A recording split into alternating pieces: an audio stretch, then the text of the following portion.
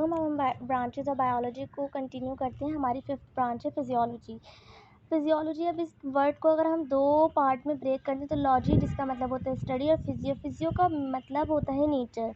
लेकिन बायोलॉजी के अंदर हम इसको पढ़ेंगे स्टडी ऑफ नेचर नहीं बल्कि study of function.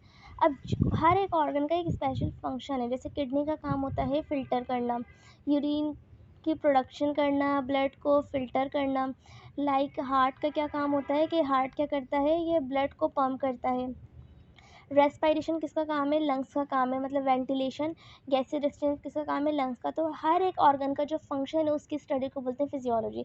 Physiology is a branch of biology which deal with the study of the function of organ of living organism. फिर 6 नंबर पे हमारे पास जो ब्रांच आती है वो है टेक्सोनोमी।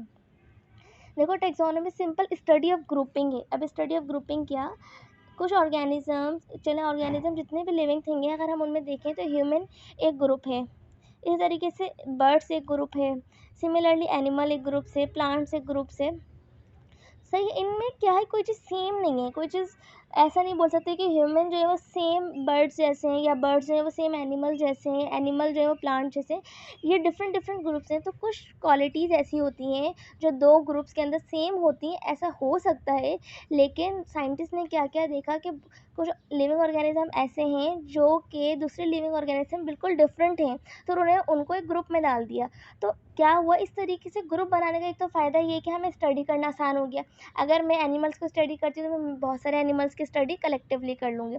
तो जो ग्रुपिंग हम कर रहे हैं ताकि एक ऑर्गेनिज्म जो एक जैसे क्वालिटी के वो एक तरफ हो जाए और दूसरे क्वालिटीज़ वाले ऑर्गेनिज्म दूसरी तरफ हो जाए, तो उस ग्रुपिंग की स्टडी को बोलते हैं टेक्सोनोमी। क्लियर।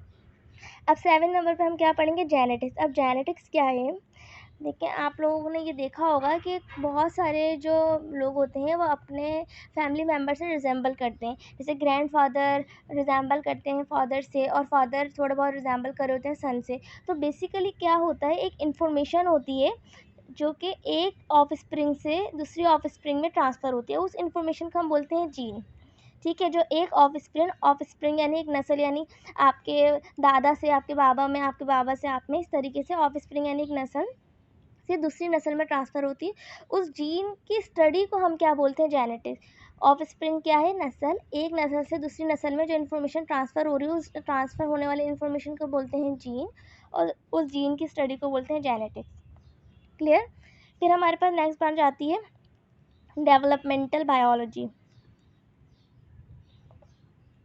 अब व्हाट इज़ डेवलपमेंटल बायोलॉजी, देखें इसका दूसरा नाम होता है एम्ब्रियोलॉजी। देखिए, जो छोटा बच्चा होता है वो बिल्कुल, मतलब जब बड़ा होगा तो उसके अंदर कोई नई चीज़ डेवलप नहीं होती है।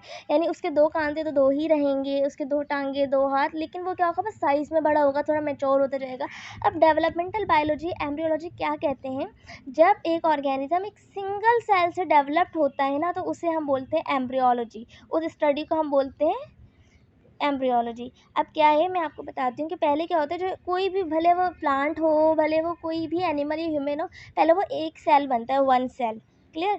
फिर वो 1 सेल डिवाइड होगा, वो 2 बनेंगे, 2 से 4, 4 से 16, फिर वो बढ़ते बढ़ते बढ़ते बढ़ते एक टाइम ऐसा आएंगे वो कंप्लीट ऑर्गन, यानी अगर हम ह्यूमन की बात करें तो कंप्लीट ह्यूमन बन जाएंगे।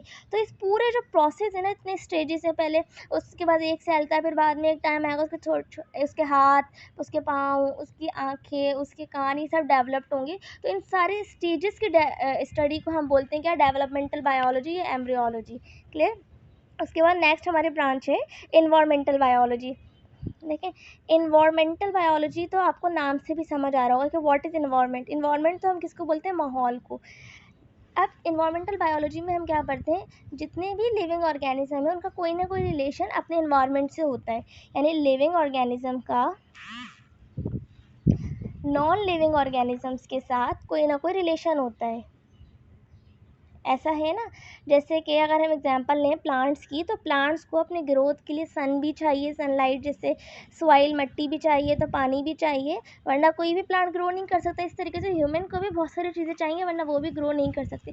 तो लिविंग का नॉन लिविंग के साथ जो रिलेशन है ना, जो उसका ताल्लुक है, उसे उसकी स्टडी को हम बोलते हैं इन्वायरमेंटल बायोलॉजी, और इसका दूसरा नाम होता है इकोलॉजी। क्लियर।